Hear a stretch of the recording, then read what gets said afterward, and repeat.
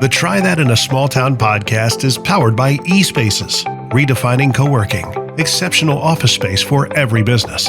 At eSpaces, we offer more than just office space. We provide premium private offices designed for focus and growth.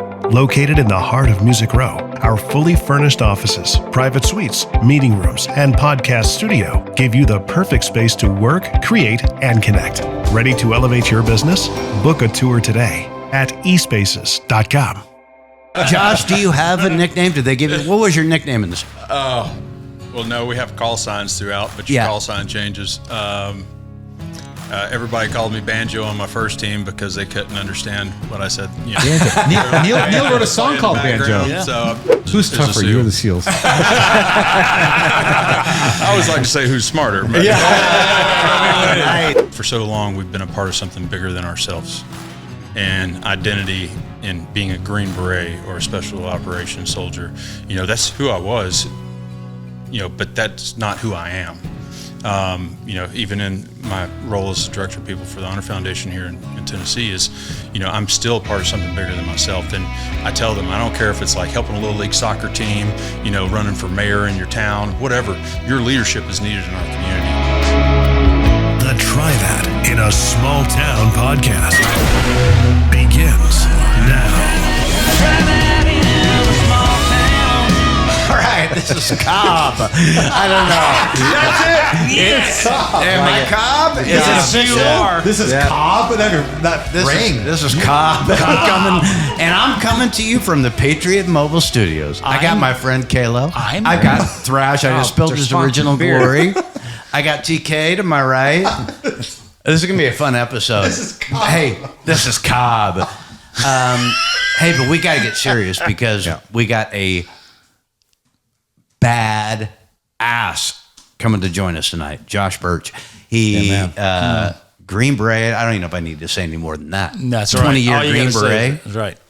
I mean, that's instructor at Ranger School. Yeah. I mean, crazy. He's done it all. He's done it all. All the movies you've seen, that's that guy. Also just an amazing person. Yeah. Yeah, and we're going to get to a lot. I can't wait for you guys to hear this, but we'll probably ask him some fun questions. We're going to get him serious. He's doing some stuff now for the Honor Foundation. He helps veterans kind of transition, figure out what they're going to do when they leave the service. And, you know, I'm wondering if that's kind of like when Tully and I are done playing. You know, when we're done with our music career. It's a lot like that. Is it a lot like I that? think it'll be very much like that. I mean, It's a lot like that. to be serious though, like to go from that, it's two different things. Obviously, combat and all those things, but you're at the height, you know, and you're in it, right? Yeah. And so if you're on stage, if you're in battle, whatever that is, and then all of a sudden you're not anymore. What? On stage or in battle? I'm just saying. It goes, it's one or the other. Well, the whole thing, Josh he's going to tell us about the purpose, you know, because I've looked up this guy. It's really amazing. And it's this kind of the same thing. It's purpose for you, me, anybody. Like once your job is kind of done, what are you going to do? Are you going to sit in your chair and drink whiskey and smoke cigars for the rest of your life and just die out on an oxygen tank? Some people can. I don't know if that's what I'm going to do, but Sounds anyway. good. No, you're good. right. You know? It is about, and I think seriously, if we're being honest, we'd all say that. You want to have purpose, and it's kind of like with the podcast too. It's like, you know, we want there to be a purpose, and even when we're done on stage, whenever that may be, it might be a while. hopefully a really long time. super depressing conversation. But we're anxious for you guys to hear this, Josh Burch, and we'll get to it right now. I was going to say, listen, we're fortunate enough to have a lot of cool guests on here. We've been very blessed. But tonight, it's kind of like what it's all about. This guy right here was in the service for 26 years, 20 as a Green Beret. Ooh. Yeah. Let's go. He's currently the director of people for the Honors Foundation. It's Josh Burch. Yes. Let's go, Josh. Hey, Thanks, Josh. and there's Josh, and there's your introduction. Hey, Josh, do you have a nickname? Did they give you? What was your nickname in the service? Well, no, we have call signs throughout, but your call sign changes. everybody called me Banjo on my first team because they couldn't understand what I said. You know, Neil wrote a song called Banjo. Yeah. So I'm pretty sure hopefully y'all have subtitles for You this can probably see it in the podcast. background on his camera. So Banjo's was- good. No, but that's not. Yeah, my mother called me Josh. That's what I go by. Whatever she said. That's a great idea. So before we get to the real reason that we're having you on, it's just a great cause. I got to know some of the Green Beret stuff. He wants to get right to I it. get right to it because we've got a lot of Navy SEAL buddies that you guys are so amazing, and what you do is so beyond anything we can comprehend. Which I know it's hard for you guys to realize that, but the whole Special Forces family and what you guys do is so incredible. How much? A little backstory. So when did you go into the service, and when did you know? Okay, I'm going to be a Green Beret, because that seems like That's a good I'm going to question. guess takes a lot of training. It is a great Just- question. That's a good question. A lot of people just go in and they want to do that later. Yeah. But yeah, that's a great Yeah, like were you going to question. go I in the love that. service and just do it for a year, and then what point did it be like, oh, we got something here? Well, I was, born and raised right here in Tennessee. Grandparents had a farm in Manchester area, and I lived in Chattanooga area. Spent a lot of time between both those locations, and I was a little bit more drawn to the countryside because I enjoyed hunting, fishing, doing things like that. At 17 years old, I had asked my dad. I said, "Hey, I need to tell you something. You need to promise you won't tell this to Mom." And it was that my girlfriend was pregnant. Oh, and he's like, I want you to, think about what you just told me, and tell me how I'm not supposed to tell your mother that. But that really that's kind of where my head placement was at that point in my life. I dropped out of high school. I immediately went into working at a construction, doing framing. Job hopped, went to work for a lumber mill where, pulling logs off that were, 3 times the size of me. That was not for me. I was about 150 pounds soaking wet then. And, I went into this apprenticeship for auto body and paint. And I was, determined that was going to be the route I was going to take. But, after spending, 6-7 months with some folks who had been doing paint their entire life, I was like, there's not much of a health future for me in this line of work. So I was doing some work on my grandfather's farm. We were separating, fences for cattle, putting in a lot of fence posts. He asked me to come sit down on the back of his tailgate and, shared Proverbs 27:17, as iron sharpens iron, one man does another. And he said, I know you look up to me. He's, my grandfather was like the king of my world, like always inspired to be like him. And he said, I think you need to surround yourself with some people that inspire you to be a better version of you, to be the best dad you could be. So I, a couple weeks later, went and joined the military. Went in, I was a, basic in AIT as a combat engineer, which is essentially like explosives and demolition. And then, I went to my first duty station, which is where I met that other piece of iron. Iron sharpening iron is not an easy task. And the gentleman I met, Joe Fancher, he became a lifelong mentor. He put the boot to me. He was determined to make me less of a dirt bag, and he did. And so I went to Ranger School. He went to SF, and I, said I want to do that. I found someone that inspired me to pull me out of where I was as a young man, and I just kept that in the forefront of my mind. Is I want to continually try to be the best person that I can be, and surrounding myself with the best people to make me a better person. And that's how I ended up getting to SF and Special Forces. And So they kind of, is it, like the SEALs, our buddy says it, they literally break you down and build you back up. Yeah. Is that what it's like? Yeah. I think in the military in general, it's, people come from all over the world and you're coming together. So they break you down so that when you leave there, you're a soldier. It's like you don't see a difference in the state they're from, the accent they have, or the accent that they don't have. It's just you leave there. I always say it's a common place to build bonds is when you're in suck. You know what I mean? Like, so when you're in misery, everybody's your friend, You're just looking for a lifeline. So, that's kind of how it was with Special Forces Assessment and Selection 2. But there they really kind of focus on 2 ways, focus on you as an individual, How do you handle working by yourself? And then how do you handle working as a member of a team? Because when you're a small team, Navy SEALs, Special Operations, Special Forces, you're working in a small team, so you need to be able to trust the people to your left and right. Curiosity, just because I was just a foot soldier at Fort Benning, so I did that in like 87, 89, and you said Ranger because you were taught a Ranger school. I was pre-Ranger later. instructor, yeah. Do you to be Special Forces? Do you need to be a Ranger first? Is that that's the way it is, or is that just two different? No, it's skill sets? two different pathways. I just happened to go to Ranger school. I wasn't in Ranger Regiment. I just went to Ranger school as kind of a stepping. It was actually my first school right out of basic training. Was I went to a pre-Ranger and then to Ranger school, and before Airborne. Did you do Airborne? I did Airborne after Ranger school. After Ranger, yeah. Okay. I was what you call a leg Ranger. I was not Airborne qualified for a little while, but Okay. I was thankful that I made Ranger school, that first goal, because it kind of set the bar for the rest of them. I feel like it was one of the most demanding outside of Special Forces qualification. Yeah, if you can do that, you can do anything. Yeah, it was just, right?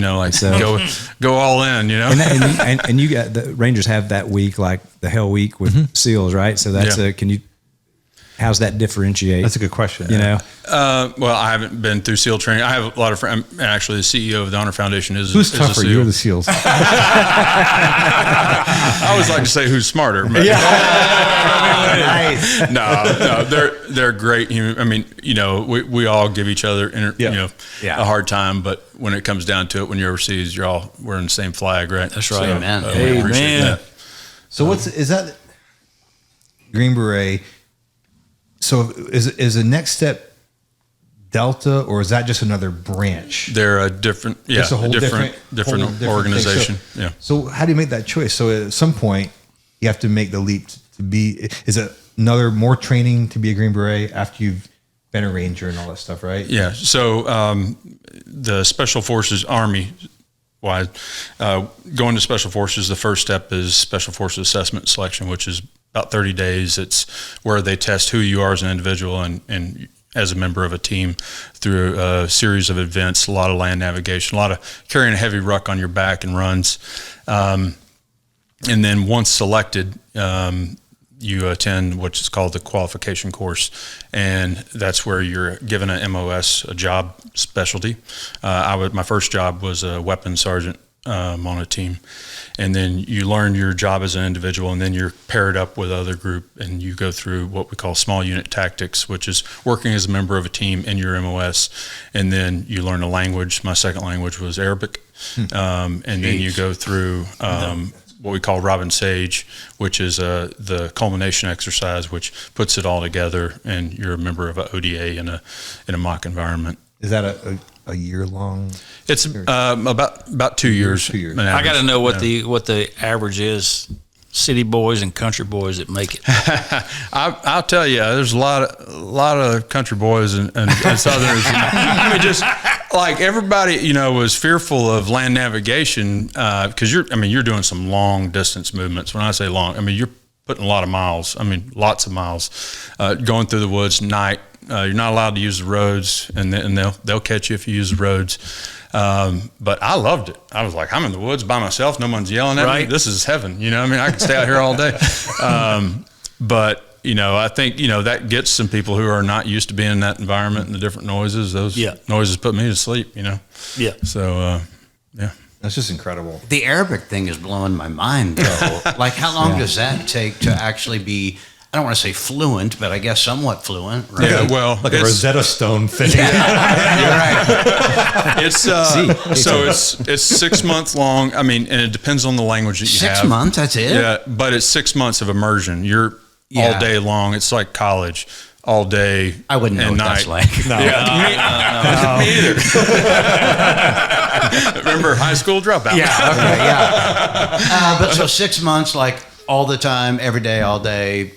Yeah, and that's what you're doing. And that's what you're doing. And then that, it's not a skill. Like everything you learn throughout the course is not designed to be like, oh, I learned that, and now I'm not ever going to use it again. Yeah. Right. Everything that you learn, you're going to be using. Yeah, later there's on. a purpose. Yeah, there's a reason behind it, and people are going to rely on you to have those skills. So, we take it seriously. It's something that you continue to train on when you're at your unit, and actually it becomes a little bit easier because you go on deployments. The number of deployments in those locations is full immersion.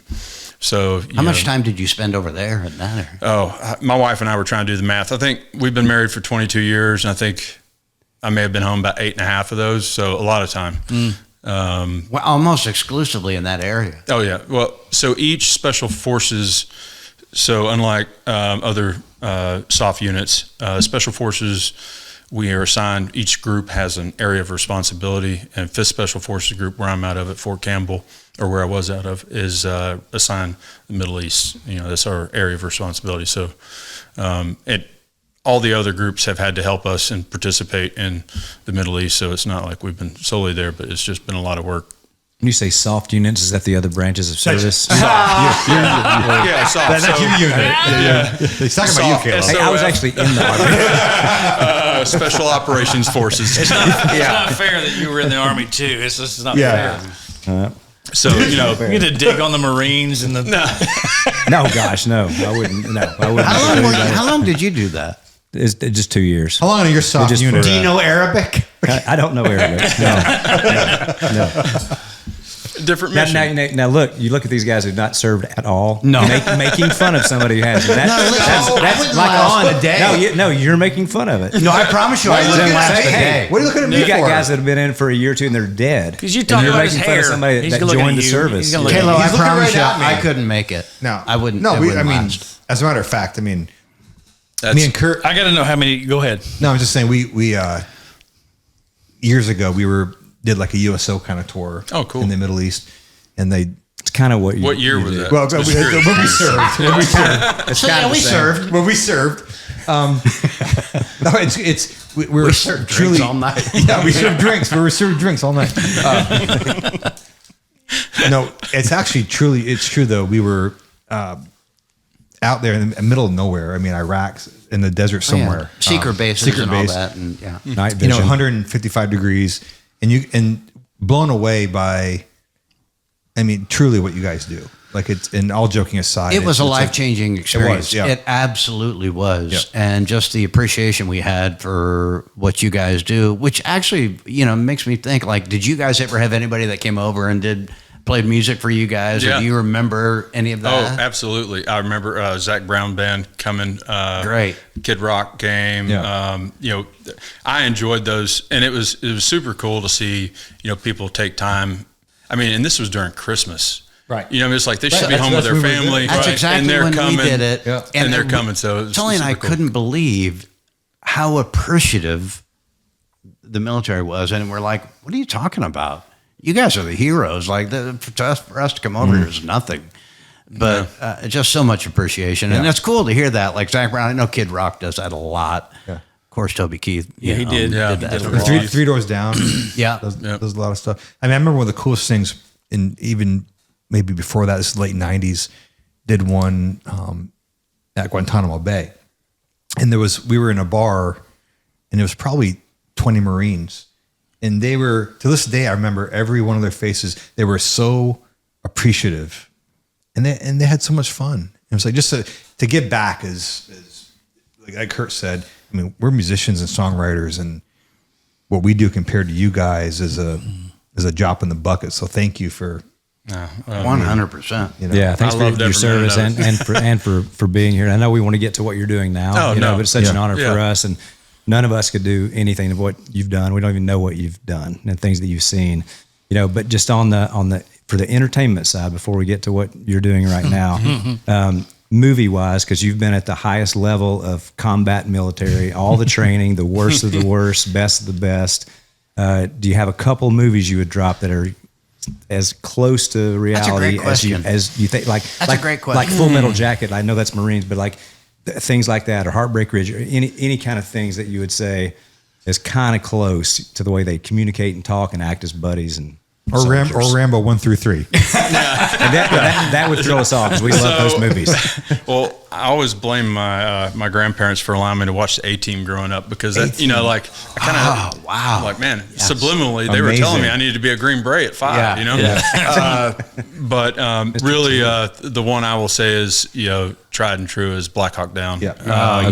Okay. Because it's, you know, sometimes it's, and I'll caveat that with, what you see in the movies is only 5% of what we do. There's a whole lot of other things that we do to, you know, continue to support our freedoms here. But you know, Black Hawk Down, there's confusion, and you know, one of the characters in there says, you know, talking about politics. He's like, you know, when bullets start flying, you know, like politics go out the window. It's all about the person you're left and right, and that's really truly what it is. That's the Eric Bana character. So have you seen the documentary that just came out on Netflix? I thought that was great. Yeah, it was really, really good. Yeah. What's it called? Do you know? Black Hawk Down. Oh, it is. It's Surviving Black Hawk Down, I believe is what it is on Netflix. Oh, and it's done. And the book is incredible. Yes, it really is. But like that, the way they did that documentary for the most part, I thought was pretty true, getting both sides of that situation from a civilian standpoint and from the American soldier standpoint, which I thought was interesting. Yeah, 100%. You know, because I would have never, in my mind, wasn't really thinking about the Somalian civilian side of that. Yeah, that could have turned into a much bigger shit show than it already was. And that's, you know, that's one of the things that you have to have on your mind constantly as a small team is you're there, you know, in special operations, we're there with an indigenous partner. We're there with a partner force. And in a perfect world scenario, we go in, we accomplish a mission, we leave, and they get the credit for it. But there are things that can flip the script on that real quick, and you have to have, you know, that combat maturity to be able to say, hey, look, we need to slow things down, or, you know, when to know or when not to pull a trigger. Jeez. And, many you know, bullets it's just, flying? that's why we have such a, you know, grueling, you know, selection process. Is we have to have the right people. It's all about the right, you know, getting the right person. Yeah, because it's not your basic soldier, you know, because they did a study. I read a lot about Vietnam because my uncle was in Vietnam, and that your basic soldier, they said they did a study, like 15% would actually fire their weapon because if you fired, the enemy would know where you were. Yeah. But in those kind of dedicated teams, all you guys are firing. I mean, right. I mean, it's just a whole nother level. And I could see why people, I mean, if you're in a combat, and you're thinking, well, if I don't shoot, nobody's going to know I'm over here, and you might live another day. Yeah. You know, I don't know, but it's kind of interesting that 85% weren't firing so that they could live till tomorrow. Or even when tensions are high and you could fire knowing that you shouldn't fire because it could cause this to spin out of control. You know, that's one of the things, is that operational maturity to be able to, you know, to make those decisions and trust everyone around you. It's really, I mean, me and Kurt talk about it every now and then, and Jason, where we're like, after the Vegas scenario with the shooter in Vegas, really made us, I talked to a lot of my Navy SEAL buddies after that, and I said, you know what, after going through that, the amount of training you guys need to go through to accept or know what's happening was crazy to me, because when it was happening, we were, you know, such a difference. You couldn't even fathom what was happening. Right. And to know we're not equipped for that. You guys run towards that, or your mind works that way. Yeah. It was so different to what, you know, the everyday mind works like. Yeah. You know? Well, I mean, it's no different than the music industry, you know, like it's when you're very first, different. It's very different. No, I mean, no, go on. You know, we are heroes. We are heroes. No, Josh, guys like you are the reason. Guys like you are the reason that we wake up at 11 o'clock in the morning and start making up. Oh, that'd be a great day. Draw that comparison. From a training aspect, is, you know, understanding, like, you know, when you first started playing the guitar, you weren't, you know, singing along too. You know, you were still trying to figure out where you should put your fingers for the chords. You know, we train a lot because that needs to become second nature, so that your brain can actually comprehend what's going on in the situation and make, you know, the decisions that it needs to make. So, you know, it allows you to understand when you're playing your instrument, like, hey, that's not in tune, or we need to adjust that and be able to communicate. That's really nice of you, but it's that's pretty much that. I can kind of see where you're going. That's pretty much the same. So let's go on to what you're doing Tully today. won't even carry his own bass. Neil, stop. Hey, listen, guys, Totally. this is a fascinating conversation with Josh Burch. Let's take a quick break for our sponsors. We got to come back and talk about what he's doing now. It's super important, and we want to make sure we get to it. Stick with us here, and we'll be right back. Try That in a Small Town podcast. My name is Glenn Story. I'm the founder and CEO of Patriot Mobile. And then we have 4 principles.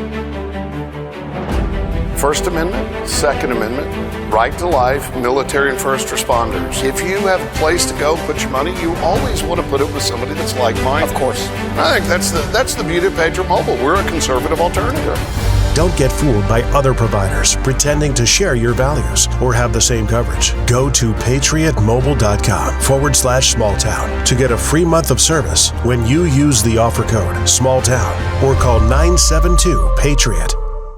You know what goes great with small town stories?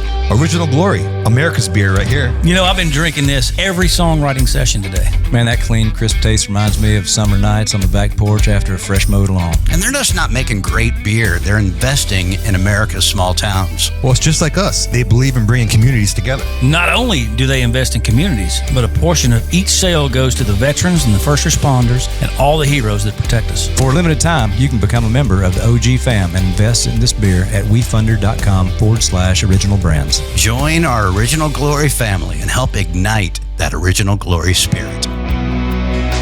All right, we are back from the Patriot Mobile Studios. This is Try That in a Small Town podcast. We have Josh Burch with us, badass, Green Beret. He is Green currently the director of, you got to explain to us what this is. Director of Peoples for the Honor Foundation. This is what you're doing now. You said you should be hunting and fishing somewhere, but it led you somewhere to this, right? Well, when I was transitioning from service, back up a little bit. At 18 years, I thought about retiring from the military. Yeah. A good friend of mine, Jamie Kornowski, he was a Command Chief Warrant Officer of 5th Special Forces Group at the time, called me in and asked, what's your plan? You said you want to retire. And I'm like, well, I don't really have a plan. And it's kind of odd because as, special operations, I'm always planning for whatever's next, but I didn't have a plan. And it got me thinking. So I elected to stay in. A gentleman I worked with was on terminal leave, and he was overseas doing contract work, which was usually the fallback plan for our folks. Is there was a lot of money in it. He was killed while he was on terminal leave, and I was like, I don't want to take that path. So I decided to stay in so I could have the Air Force's finest and medevac if I needed it while we executed our plan. My wife and I came up with a strategy, which is to Dave Ramsey, essentially pay everything off so that, I could pursue my dream of hunting and fishing every day. As I was in there, and Sounds amazing. yeah. Well, and at 26 years, when we finally pulled the trigger on retirement, my wife said, "I'm not used to you being around this much. I'm going back to work full time." Wait a minute. I've heard that a lot, by the way. Wait, that's our first real true Thing that we have in common. Connection right there. When the tour ends, my wife's like, when do you leave again? Wait a minute. 100%. So we're like Green Berets and musicians. Exactly. Well, except for there may be one difference, because I was going to ask this, but now since y'all stopped there, it's like, when you get back from your missions and all that, and you're fresh off, and she's glad to see you and everything, and you cry, you embrace, do all the things. Few days, few weeks goes by, and then you're just a husband and you're a dad, and you're there. Every night, does she lay on your chest and say, "Thank you for being such a hero"? Does she ever say, "Hey, can you hey, you better say yes"? When you're taking out the trash and stuff, do you think, "Special Forces? Why am I taking out the trash? I'm a freaking Green Beret." No, I know who runs our house. Well, amen. She takes care of it. I mean, she's taking care of our kids and everything. When I always say, you know, our chaplains, when we come back, we have like reintegration training and everything. And they're like, you know, they call it passing the remote. They're like, don't go in and take the remote on night one. I'm like, I just don't take the remote because I know she's going to need that remote in a few weeks. You know, I'm going to be going back to do some training or on another deployment. So my wife's, you know, taking care of us. That's what we need. What's that? His It's all mindset. so clear. We need someone to help us after tour. Reintegration. Yes, to the house. I mean, it sounds like because- what's the Severance? Do you guys watch Severance? Severance is great. I need that. Reintegration. Yeah. Because Anyway, Yeah, you do. I mean, people out there tuning your bass. my wife and goes, carrying your bass. She always says, she goes, "Oh, it's you're tough." treating this house like a hotel. I'm Yes. like, yes. And do you know who I am? I mean, Do you know who I think I am? surely I'm not gonna have to like straighten this place up. Have you ever taken the garbage out? by the oh way? my God. Oh, come on, please. Make my son do it. in show clothes. That's why I have children. Yeah, that's the whole point of this. But like when you guys come back from the road with Aldine, just as a comparison, Yeah. Josh. Like, are they not at the edge of the, are they, It's our deployment. We have a 45 show deployment. do they run to the end of the driveway and are there tears when you guys get back? Oh my God. Father, welcome home, Father. safe. No, not a lot of that. No, okay. Not a lot of that. I don't know if there's an exact comparison. Go ahead, Josh. Which one are you talking about? That's one of the things, you know, at my retirement, my daughter got up and it broke my heart. Like I haven't even given my speech yet, like my retirement, you know, like thank everyone. And my daughter got up and she said, my dad always said, you know, I'm going on deployment. She never understood what that meant. And it didn't really click until my retirement that I never really explained what is a deployment. Mm-hmm. All she saw is Dad Just means you're going to be gone. is going to get dropped off and he's going to be gone for 6 months or who knows how long. And, you know, my son was the same way, you know, just never explained what was happening. So, you know, it was kind of, you know, they resented me a little bit for that because they didn't understand why I was leaving. Mm-hmm. They just, you know, knew that I was leaving. So, you know, fast forward to now, you know, they you know, are extremely appreciative, but I've always said that I volunteer. My wife even volunteers because she married me.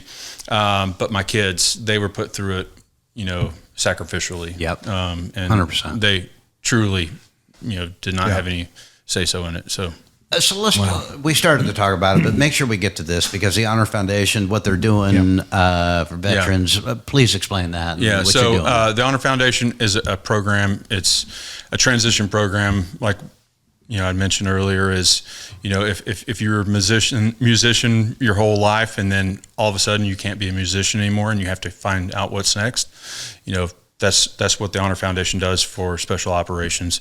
It's a 3-month course that really takes you through, you know, phase 1 is all about you as an individual, introspective look of what are your strengths, what are your preferences, because this is the first time in our military careers we've actually had like, you know, the world's your oyster. What do you want to do? And it's the first time that our spouses and family have had a say so in it. So we have a course that runs parallel with the Honor Foundation, which is called Transition as a Team Sport, which has the spouse do the same thing. Look at their strengths, look at their preferences, and then you put the two together. Because across my military career, I've always planned as a member of a team. Now when it comes to transition, I don't have that team anymore. So it was like either I'm planning or, you know, my wife has her own ideas of what, you know, transition should look like, and our kids too. But we try to bring everyone together to plan. And then you have the cohort and our volunteers. You know, we solely rely on volunteers throughout our course to help with the networking. And then phase 2 is all about, you know, providing them the tools, you know, like LinkedIn, resume, mock interviews. We do Business 101, just like we learned Arabic and other languages. We're teaching them, you know, the business language. And we're not a job placement. We want to help them do whatever they want. If it's hunting and fishing professionally, then by all means, let's help them do that. But if it's opening up their own business, you know, a small business startup, whatever the case may be, we want to provide them the tools and the network to do that. So that's, and I didn't mean to interrupt, but so that's a great point because I didn't really know. This isn't like a job placement service. This is just how do I get from here to here and transition into what I haven't known for 25 years. It's a structured process. And it's completely like rewiring your brain. Yeah. Right. To enter into normalcy. And there is another parallel that I see as you speak, and we talk about this, like our identity is in music and what we do, and you have an identity. So how do you, when that identity is changing, like there's a certain amount of accepting that too. Yeah. Right. So we have that seems difficult. The brief that we give as a recruiting brief for our fellows, we have a word cloud in it. It's all the stressors that people say that they're dealing with during transition from military. And, one of the ones that is, probably, the different word clouds where the words are different sizes, identity and purpose are not the largest, usually it's family, career, but identity and purpose are the two that kind of stand out to me. And it's because for so long we've been a part of something bigger than ourselves. And identity in being a Green Beret or a special operations soldier, that's who I was, but that's not who I am.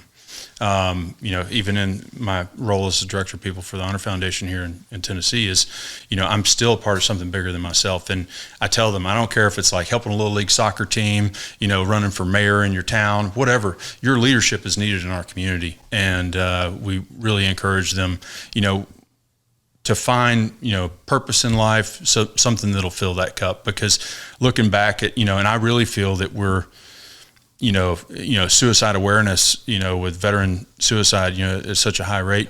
I think that part of that is purpose. Like you want to feel pride 100%. waking up every morning. And I think that we are on the front end of that. We're not suicide prevention.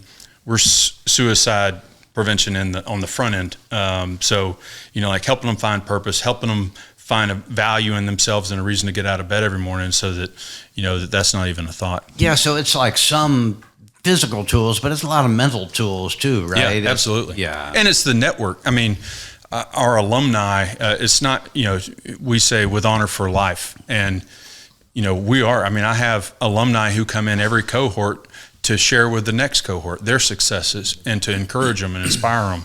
And these are folks who have accomplished things that 99.9% of the population would never even want to do. And it's like going into the normal society is like scary. It's like we're just there to encourage them, provide them the necessary tools in the planning process to be able to accomplish what they want to do. Yeah, and it's good. We kind of kidded about being similar, but it really is. Like purpose is the thing. Like when you said that and reading about you, that's the most important thing. Like for everybody, like at some point, the job that you do, you're going to age out of it, physically, mentally, whatever, and then. What do you do? Do you just talk about the old days? And some people do, and that's fine too. But you're young enough to where, and we are too, that if something happened and, hey, we're not getting a lot of songs recorded, or whatever, what are we going to do? Are we just going to talk about how cool we were, back here when we were doing this stuff? Or do we do that? Are we Christians, or are we telling people about Jesus? Whatever that purpose is, people got to find it. And if you don't have that purpose, it's hard to get out of bed. Yeah. 100%. Well, what's interesting is on a side note or serious note, really, just the other night, I texted Kurt and Jason. I said, is anybody missing the stage yet? And that just kind of clicked in my brain as we're talking about this, like how the identity. That's how we're wired right now. Like it's the same. It's for years, for forever, we're wired to have that perception of us, which is up there. Mm-hmm. And it's weird. Like I'm sitting around, or we're, just in town. Like, okay, I can see that being an issue. Like, you guys are trained at the highest level, military, and that's a certain pride in that. And then when it's gone, it's like, okay, well, what now? What now? Yeah. I did the same. I went through the same thing, like not the same thing that you did, but no one goes through the same thing. No. So, but it's like, okay, I'm going to wind it down here. I'm going to slow it down. I'm going to go hunting and fishing. That's what I'm going to do. Nah. I'm going to spend all my time. And play golf. Yeah. I'm going to hunt, fish, and play golf. It sounds fantastic. And then once you start doing that, you're like, wait a minute. I can still be relevant, I think. You know, Well, Josh, I can still make up stuff. I mean, you went through the same thing. Yeah. well, so what you were saying that, like just how Neil was saying, that was like, hey, that's what I'm going to do. So what happened inside of you to say, no, I need to get involved in something like this? I went through the Honor Foundation. Yeah. Oh, really? So, And I turned down, I had so many of my mentors, talking about mentorship. Mentorship has been part of my whole life. I mean, I went from high school dropout. I do have college now, but, to a senior leader in special operations. And I only got there because I listened to mentors. But when it came to transition and everybody was like, hey, you need to go through the Honor Foundation. You need to go through the Honor Foundation. I was like, I don't need that. Unless they're giving me good fishing spots. We're so selfish. We're such a selfish species. I love it. I don't need it. I went through the course, and like I said, introspective look, phase 1 was when they sprinkled voodoo magic on me, because I started looking at who I am, what are my strengths, and what are my motivators. My primary motivator is altruism, helping other people.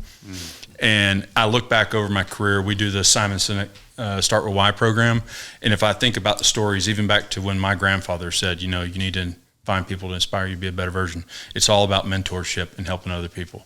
I saw that, in a community in Manchester, Tennessee, where, every time somebody gets sick at church, my grandma's making them a potluck to take to them or something. It's just helping the people in your community.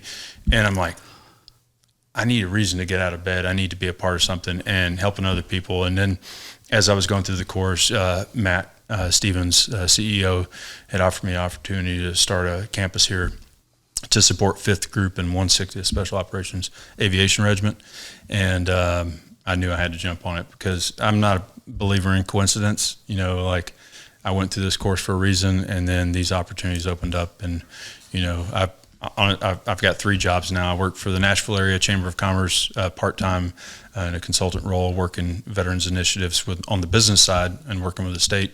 I work for the Honor Foundation full-time, and then I'm a volunteer as Special Forces Association vice president, where we help Gold Star family members. So I realized, like you, when I took a break, I wasn't accomplishing the things that I wanted to accomplish. And I said, hey, I've got this laundry list of stuff I need to do on our farms.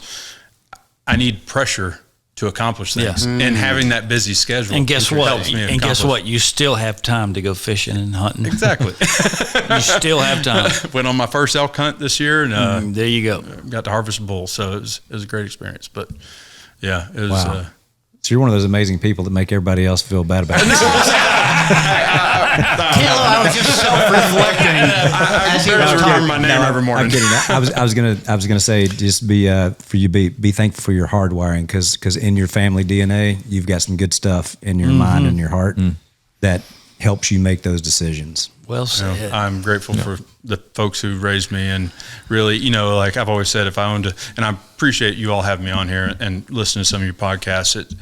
You like to bring out the good in the community, because I've always said, if I owned a news agency, for every bad thing that was reported, I'd report 3 good things, because there's a lot of good that goes on in the community, and that's what inspires people. It's like, well, you are the reason. People like you are the reason why we started this podcast. Amen. Yep. Is to try to give back, especially to our military and our veterans, because I really do feel like over the last few years, just a complete lack of disrespect or lack of respect for the military. I feel that. I feel like we're getting it back, but I feel like it's important that people know what you guys go through and how hard you train, but also what you do after. And it's incredible. Thank you so much for. Well, I appreciate it. Yeah, Josh. I mean, absolutely. and seriously, we said it at the beginning. We've been fortunate to have some whatever guest on, and we've been like, oh, that's cool, but this is what it's all about. Yep. This right here is what it's all about, and what you do means the world. And I can't even tell you what an honor it is for you to come here and be with us. I promise you. Well, it's been an absolute pleasure. Well, I appreciate it. And even with the Honor Foundation, nothing I've ever done across my career has been a me. It's been a we. And with the Honor Foundation, I have 2 great teammates. I have Shane Minnick, who's been a long-time teammate of mine. He's, Green Beret, retired sergeant major. Is just excellent individual. And then Jackie Edwards, she's a spouse of a Night Stalker, retired Night Stalker. So, I've never accomplished anything by myself. it's always been a part of a team, and I'm glad that it's continuing that way post-military. Well, we thank you for Thank being you, here. guys. Thanks so Yeah. much, Very Josh. Thank humbling. you Yep. very much. God bless you. Yep. All right, Jimmy. I think that was great. So You want to get to something? So we've got the big thing. All right, so we're a nonprofit.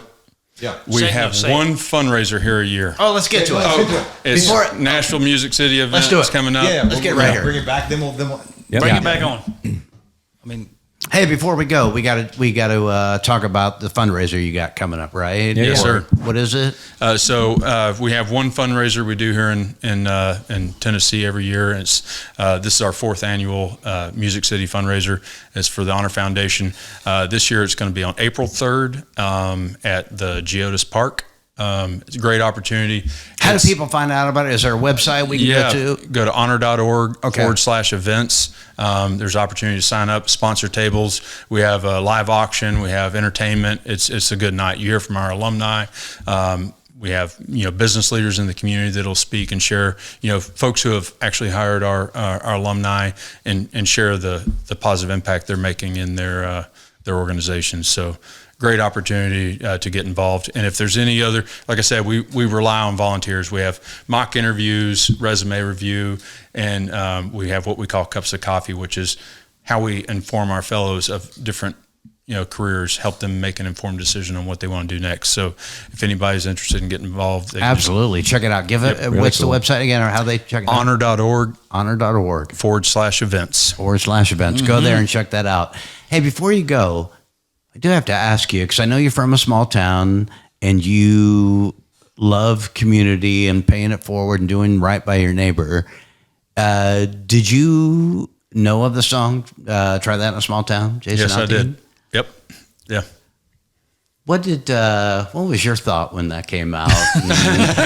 Because there was a lot of people that didn't like it, but I know that you're from a small town, and I've heard you talk about just that sense of community, and it kind of brought a smile to my face, and I was like, man, that's what we were trying to do. Yeah. I think people can read whatever they want, or find conflict in anything, but That's true. Really, I think the small town, what I learned from a small town is, even the small town I live in now in Coopertown, is I know more people within 8-10 miles than I did when I lived in a neighborhood.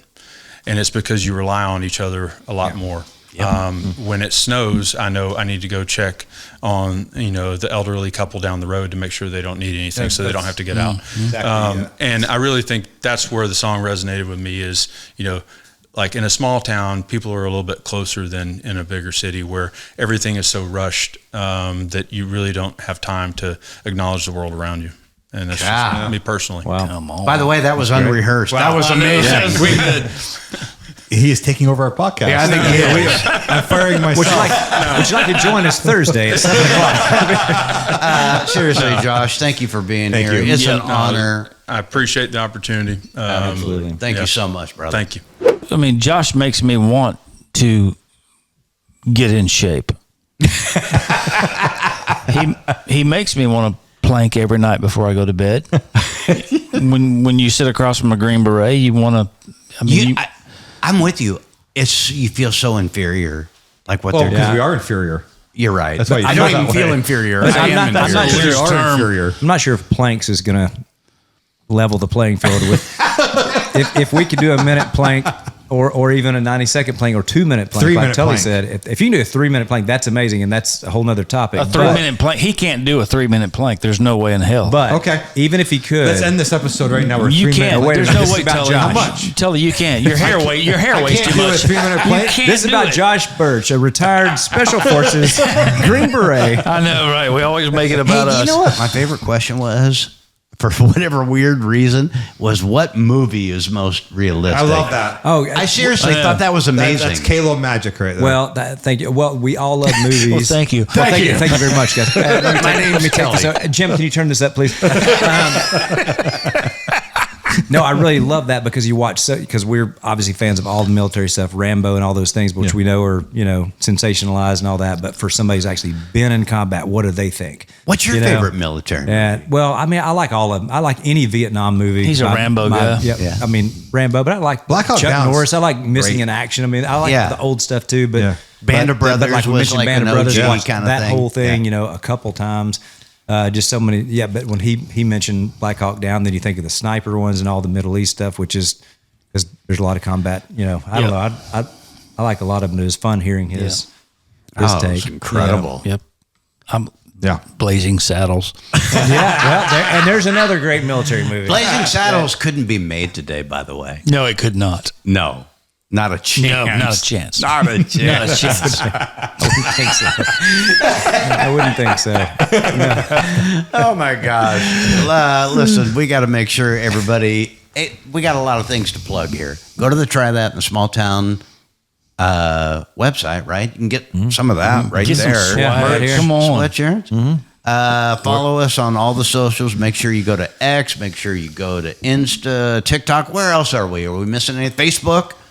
Follow us on all that stuff. Allie, anything? Allie, is that all of us? missing What else? anything? What else do we need? We on Rumble yet? Are we on Rumble? We are. Heck yeah. Let's get ready. To Rumble! Do it. Oh my God. We love you guys. Thank you for sticking with us. And just to reiterate, seriously, we have a lot of guests on here. We've been incredibly blessed. But tonight, I don't know, it's what it's all about. Yeah, Right? it really is. It's a special night. Yep. Special night, and the fact that he's giving back and making sure we're taking care of our veterans, it is what it's all about. These are the Patriot Mobile Studios. Why do I say these? No, it's too bad that we can't, we can't do the plank off on video. It's too bad. We'll But figure I it promise out. you it's going to be on video. No, we'll It's not- figure it out. This is not going to be close. But let's explain to people. Well, you can't do a 3-minute plank. Hey, There's really? No. Really? No, you can't. Your hair weighs too much. It's not going to happen. It's not going to happen. Your head will be sagging like, Now "I we're can't talking about keep things my that hair we can't I'm take not, back. and I'm not gonna say you can't do it. If you do a 3-minute plank, that's impressive. It's beyond really impressive. That's I beyond want to impressive. see your abs. Well, we can't end this fast enough. Folks. Let's go. 3-minute plank. All right. Right after the golf Tank tournament. tops, everyone. This is Try That in a Small Town podcast. Thanks for joining us, guys. Make sure to follow along, subscribe, share, rate the show, and check out our merch at trythatinasmalltown.com.